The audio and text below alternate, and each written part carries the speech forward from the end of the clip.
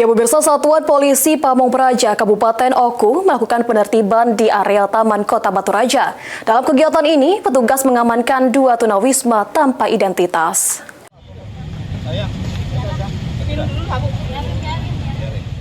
Satuan Polisi Pamong Praja Kabupaten Ogan Komering Ulu melakukan penertiban di area Taman Kota Batu Raja.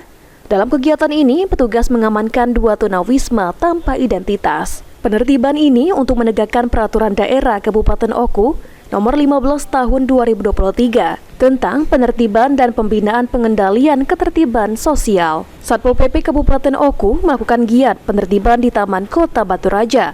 Selanjutnya, kedua tunawisma tersebut akan diserahkan ke Dinas Sosial agar dapat ditempatkan di rumah singgah. Selain itu, untuk mendapatkan penanganan dan pembinaan lebih lanjut. Rangka penindakan Perda nomor 15 tahun 2023 terkait penertiban dan pembinaan pengendalian umum.